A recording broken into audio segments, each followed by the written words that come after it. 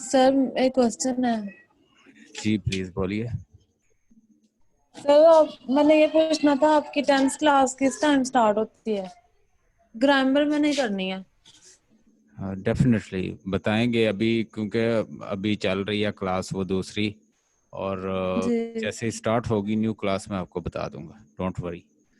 मैंने आपको एक ग्रामर की बुक भी सेंड की है, उसको भी स्टडी करें, वो भी बड़ी यूजफुल है। सो सर, लेट्स, मैं कहती हूँ कि पेपर से ना पहले हो मेरे, फिर 10th से अच्छे से तैयार हो जाएंगे। इंशाल्लाह will try our level best. आपके पेपर कब हैं? आपने एडमिशन सेंड किया है? सर अभी नहीं किया मैंने, वो पता किया दिसंबर के मिड में कह रहे हैं। दिसंबर के मिड में जाएंगे, चलें सेंड कर लीजिएगा, फिर देख लेंगे, उसको भी देख लेंगे। आप टेस्ट देती जाएं, तैयारी कुछ ना कुछ मेच्योरिटी जो है आती है, यानी जब आप टेस्ट देती जाएंगी आपकी तैयारी हो जाएगी। वो कहते हैं कि practice makes a man perfect, so it's जी ultimately practice that makes man perfect, not learning and repeating something. You need to have practice with your hand. So you got a kind of poem or a piece of text, you should write it with your hand, and when you are writing again and again, ultimately it will give you maturity. So let me start our today's session. In today's session, you people are going to learn about Robert Frost poetry. Robert Frost के बारे में कहा जाता है, उसके बारे में एक कोट है, आ सकता है कि वो आपसे ये कह दें कि discuss Robert Frost poems. He begins his poem begins in delight and in wisdom. उसकी जो पोइट्री है वो स्टार्ट होती है किसके साथ? डिलाइट के साथ। यानी डिलाइट के साथ तो वो स्टार्ट होती है, लेकिन वो एंड किसके साथ? विजडम दे के जाती है। मतलब जब वो फिनिश होती है तो वो कोई ना कोई विजडम जो है वो रीडर को दे के जाती है। रॉबर्ट फ्रॉस्ट के बारे में कहा जाता है कि उसकी जो पोएट्री है वो स्टार्ट होती है किसके साथ? डिलाइट के साथ। यानी जब भी आप उसे पढ़ते हैं तो आपको एक अजीबोगरीब किस्म की एक एंटरटेनमेंट और एक डिलाइट मिलती है, लेकिन जब उसे एंड करते हैं तो वो एक विजडम दे जाती है। आपको कल मैंने मेंडिंग वॉल समझाया, वो क्या कह रहा है कि कहता है ये जो लाइन खींची हुई है हमने नफरत की एक दूसरे के दरमियान, मतलब जो पार्टीशन की हुई है हमने, चाहे वो किसी कंट्री की हो, चाहे वो किसी नेशन की हो, चाहे वो किसी रिलीजन की हो, देखिए ना यूनिवर्सल टॉपिक कर देता है। यानी एक टॉपिक लेता है और उसको यूनिवर्सल बना देता है। वो एक डिलाइट से स्टार्ट होती है और एंड जो है, एंड पे जाती जाती आपको विजडम दे जाती है। एप्पल एप्पल पिकिंग हो उसकी, रोड नॉट टेकन हो, बर्चेज हो, या कोई भी उसकी पोएम हो, वो पोएम जो है आपको क्या दे के जाती है? एक फिलोसॉफिकल और हिडन मीनिंग के साथ आपको एक विजडम दे जाती है। हम कल की पोएम और रोड नॉट टेकन को ही देखते हैं।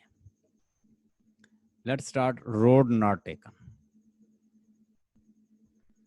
रोड नॉट टेकन के अंदर हमने देखा कि पोएट बात करता है, जंगल से गुजर रहा है, और पोएट देखता है कि उसके सामने जब एक पॉइंट आता है तो वहां पे दो रास्ते उसके सामने आते हैं, रूट 1 रूट 2।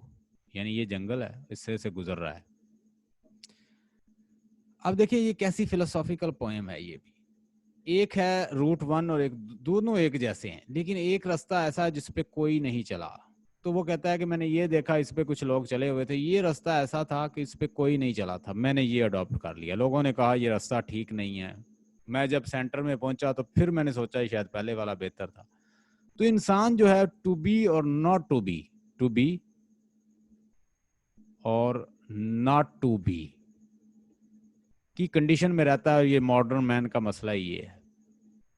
आप देख लें, आप में से बहुत सारे स्टूडेंट जो हैं वो कंफ्यूज्ड होंगे, पैफल्ड होंगे, परप्लेक्स्ड होंगे, what to do and what to not to do.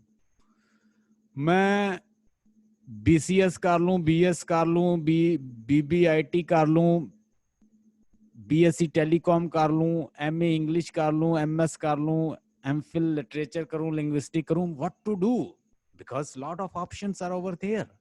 तो इंसान के सामने बहुत सारी ऑप्शंस जो होती हैं, उसमें से जब एक को चुनना पड़ता है तो वो खासा मुश्किल है। मॉडर्न मैन का आजकल मसला ये है, और उसने वो डिस्कस किया है। यानी उसकी पोएम जो है सिंपल सा एक टॉपिक होता है, वो एक डिलाइट से स्टार्ट होती है और जाती जाती क्या दे जाती है वो पोएम आपको, आप हैरान हो जाते हैं, इतना जबरदस्त मैसेज, एक विजडम दे जाती है। ये है रॉबर्ट फ्रॉस्ट की पोएट्री का खासा कैरेक्टरिस्टिक। चलें एक और आपको बताता हूं। हमारा पोएट जो है जंगल से गुजर के जा रहा है, मतलब उसका स्पीकर जो है stopping by the wood on a snowy evening, stopping by the wood, ये हमने कल पढ़ी थी। अच्छा, इसके अंदर घोड़े पे सवार है हमारा स्पीकर और वो गुजर के जा रहा है, और रास्ते में क्या आता है कि वो जंगल देखता है, बड़ा खूबसूरत, वहां पे एक स्नो है, घना जंगल है, और कहता है कि इसका जो मालिक है इसका, वो शायद मुझे नहीं जानता, शायद उसका नियर बाई हाउस है, उसे नहीं पता मैं यहाँ खड़ा हूँ, मेरा घोड़ा भी परेशान हो गया है। ठीक है, खूबसूरती है, जंगल की खूबसूरती, अट्रैक्शन और इसकी सब कुछ मुझे अपनी तरफ खींच रही हैं, लेकिन मैंने बहुत सारे काम करने हैं, miles I have to travel. कहता है स्टे करने से पहले मेरे बहुत सारे काम हैं, मैंने वो करने हैं, वो काम करूंगा, फिर मैं सस्ताऊंगा। मुझे ये ब्यूटी, मुझे ये अट्रैक्शन, मुझे ये खूबसूरती, जंगल की ब्यूटी मुझे नहीं रोकेगी, मैं अपना टास्क जो है वो पहले करूंगा, उसके बाद स्टे करूंगा। अगरचे ये मुझे रोक रही हैं, ये ब्यूटी और खूबसूरती, लेकिन ये देखें इसके अंदर भी बड़ा एक फिलोसॉफिकल और बड़ा एक विजडम और विट्टी मैसेज है कि इंसान को रुकना नहीं चाहिए कहीं पे, इंसान को रास्ते से भटकना नहीं चाहिए, चाहे खूबसूरती उसे अपनी तरफ खींचे। और मैंने आपको जैसे कहा था, हजरत उमर रजी अल्लाह तआला ने फरमाया था कि ये जिंदगी जो है ऐसे ही है कि जैसे एक कांटों भरा जंगल है और आपने इससे अपने दामन को बचाना है और गुजर के जाना है, और miles I have to travel before stay, before stay से पहले मैंने माइल्स अभी ट्रैवल करना है, वो कहता है पोइट। बड़ा फिलोसॉफिकल मैसेज आप वो भी दे सकते हैं। मेंडिंग वाल मैंने आपको पढ़ाया, गौर याद करें रॉबर्ट फ्रॉस्ट का, कितना जबरदस्त मैसेज उसमें दिया। हाँ जी, सिंपल वे से उसने स्टार्ट की पोएम, ठीक है, और वो किस पे ले गया कि एक वाल है, एक पोएट है, और एक इसमें यंग पर्सन है जो स्पीकर है, और दूसरी साइड पे ओल्ड मैन है। ओल्ड मैन ने अपने किसी फोर फादर और बड़ों से सुन रखा है कि जितनी पक्की वाल होगी, जितनी जबरदस्त वाल होगी नेबर के दरमियान, उतना ही रिलेशन कायम रहता है। अच्छा, तो ये वाल गिरने नहीं देनी। तो हमारा पोएट कहता है नो, ऐसा नहीं है। स्पीकर कहता है कि अब नेचर जब पसंद नहीं करती, वो बनाते हैं दोनों वाल, नेचर कोई आंधी तूफान और इस तरह, वो नेचर फिर गिरा देती है, वो फिर बिल्ड करते हैं, वो फिर गिरा देती है। तो वो कहता है जब नेचर पसंद नहीं करती इस वाल को, कुदरत पसंद नहीं करती, तो हमें इस वाल को नहीं रखना चाहिए, इसको खत्म करना चाहिए। लेकिन वो कहता है नो, माय पेरेंट, वो कन्वेंशनल है, ट्रेडिशनल है, और वो ऑर्थोडॉक्स बिलीव को मानता है। वो कहता है नो, अगर दीवार पक्की रहेगी, मजबूत रहेगी और ठोस बुनियादों पर होगी, तो हम कभी भी दुश्मन एनिमी नहीं बनेंगे। मतलब दो थॉट्स जो हैं आमने सामने टकराती हैं, और स्पीकर कहता है कि ऐसा नहीं होना चाहिए। जब नेचर ही पसंद नहीं करती कि हम बुग़्ज़ की वाल बनाएं, हम झूठ की वाल बनाएं, हम मुनाफिकत की वाल बनाएं, हम बॉर्डर्स की वाल बनाएं, हम एक दूसरे के खिलाफ नफरत की वाल बनाएं। ये देखें कितने मैसेज निकल रहे हैं, आप जितने मर्जी यहां से निकालें। तो ये है मॉडर्न पोएट्री का खासा कैरेक्टरिस्टिक फीचर कि आप उससे जितनी मर्जी इंटरप्रिटेशन लें, आपको वो एक सिंगल मानी नहीं देता, सामने रख देता है आपके कि भाई निकाल लें इससे, मतलब जितने निकाल सकते हैं। अच्छा, और भी हैं इसकी पोएम्स, आपने इस तरह ये हवाले देने हैं, मैंने आपको स्नैपशॉट सेंड किए हैं। रॉबर्ट फ्रॉस्ट जो है वो एक रिप्रेजेंटेटिव अमेरिकन पोएट है, बड़ा सिंपल, पेस्टोरल, विल्जियर और नेचर के सीन लेता है। इसको कहा जाता है रीजनल पोएट है, एक इलाके का पोएट है, और इसने अपनी पोएट्री में two tramps in the mud time and the birches are the two of them's. We will apply the concept of two poems and will see how they carry this idea. Two Tramps in the Mud Time is a simple poem, and the core of the poem, the clash between the two opinion of the poets held by the tramps. यानी दो बंदों के दरमियान जैसे एक conflict की poem देता है और दो व्यू रख देता है आपके पास, व्यू वन, व्यू 2, लेकिन आपको ये नहीं बताएगा कि भाई ये व्यू अच्छा है। नो, आपने खुद डिसाइड करना है व्यू 1 व्यू 2। इधर एक व्यू है, एक उधर, एक वाल का व्यू इधर है, एक उधर। कहता जी अगर ये वाल पक्की होगी तो दोनों जो हैं बड़े खुश रहेंगे। वो कहता नो, अब नेचर पसंद नहीं करती तो हमें इसे खत्म करना चाहिए। अब इसी तरह जो two tramps in the mud times जो है सिंपल पोएम है, और उसका कोर थीम ये है कि दो उसके अंदर भी व्यू हैं। तो यहाँ पे देखें, his delight is conveyed in the second stanza. क्या डिलाइट है? गुड ब्लॉक ऑफ द ऑक। ऑक होता है एक दरख्त होता है, लंबा सा दरख्त होता है, जैसे जैसे हमारे यहाँ सफेदे के दरख्त होते हैं। Good blocks of the oak, it was eye split and a large around as the chopping blocks, and every piece I squarely hit and full splinters less as the cloven's rocks. इसके अंदर क्या लकड़ियां काटने का मंजर दिखाया गया।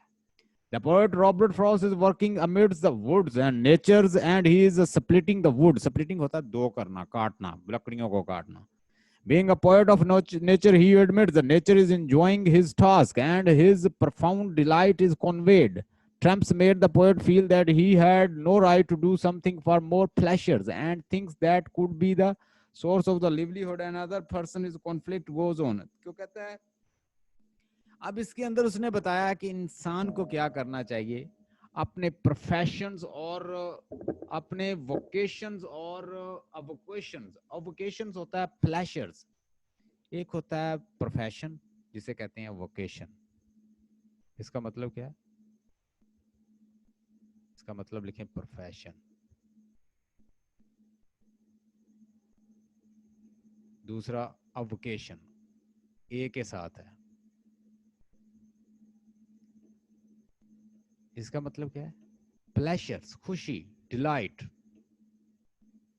इंसान को अपनी जॉब को क्या बना लेना चाहिए? अपने प्रोफेशन को ही अपनी खुशी बना लेना चाहिए, तो वो बंदा फिर बड़ा अच्छे से करता है।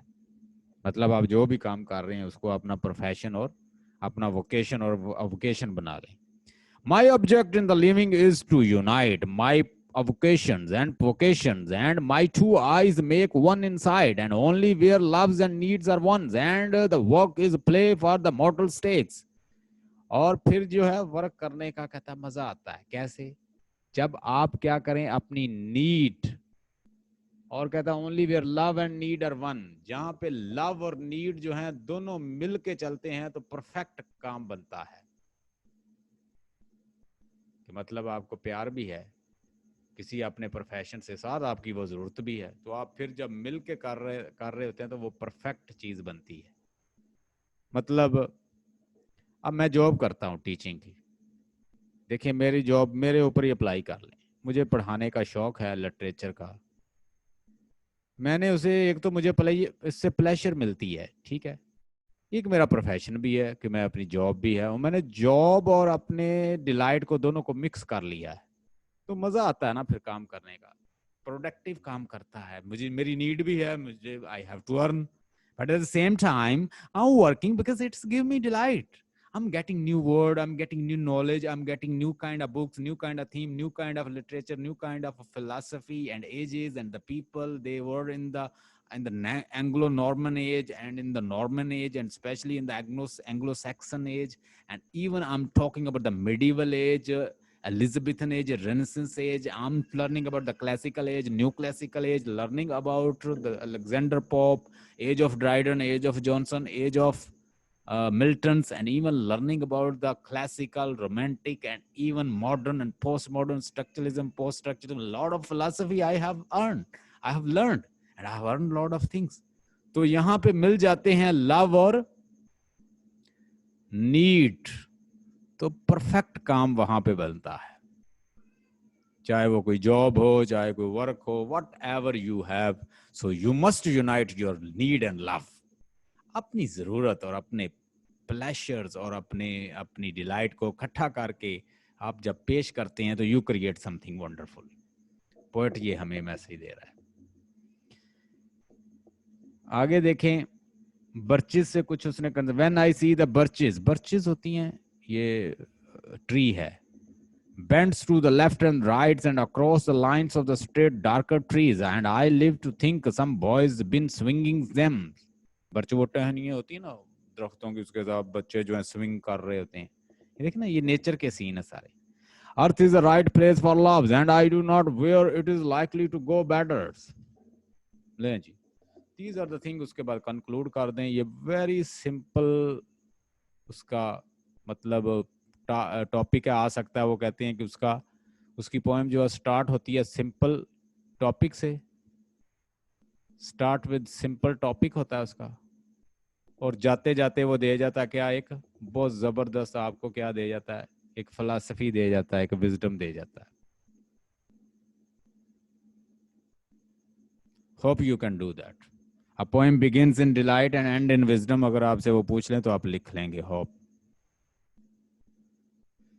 उसके बाद कहते हैं कि एक और क्वेश्चन है रॉबर्ट फ्रॉस्ट से आया हुआ है, उसी की मैं आपको यहाँ पे बताता हूँ। कहते हैं कि discuss themes of Robert Frost poetry, isolations and barriers and alienations. वो कहता है जी रॉबर्ट फ्रॉस्ट की पोएट्री से डिस्कस करें कि उसके अंदर आइसोलेशन है। ठीक है, आइसोलेशन होता है तन्हाई, उसके अंदर यानी ये थीम है। आपने ये थीम उसके अंदर से निकाल दें। वैसे तो थीम तो बहुत ज्यादा है उसकी पोएट्री में। तो उसने कहा एलिनेशन, द बैरियर, बैरियर्स हैं उसकी पोएट्री के अंदर। एलिनेशन है, क्या है एलिनेशन। चलें जी फाइंड करें, आइसोलेशन, बैरियर और एलिनेशन जो है वो फाइंड करें। तो अब देखें, बैरियर तो मैं आपको अभी बता देता हूं। आप देख लें स्टॉपिंग बाय द वुड देख लें, ठीक है। आप देख लें मेंडिंग वॉल देख लें, आप देख लें रोड नॉट टेकन देख लें, आप बर्चेस देख लें, ठीक है। एप्पल पिकिंग देख लें, एप्पल पिकिंग देख लें। तो उसकी जो जितनी भी पोएट्री है आपको उसके अंदर ये चीजें मिलेंगी। बैरियर्स मिलेंगे, ठीक है, एलिनेशन मिलेंगे। एलिनेशन होता है किसी चीज से अवे रहना, दूर रहना, तन्हाई। आइसोलेशन तन्हाई, एलिनेशन बिल्कुल ला ताल्लुक, डिस्टेंसिंग। एलिनिएट, किसी से ला ताल्लुक ही हो जाना, दूर हो जाना, उसे कहते हैं एलिनिएट। ये मेजर थीम है उसके। Let's see, desert places is a poems and completely concerned with the loneliness. ये डेजर्ट प्लेस जो है, प्लेसेस जो है, ये उसकी एक पोएम है और उसमें वो क्या बताता है, लोनलीनेस, के इंसान जो है वो अलोन है, एलिनिएट है।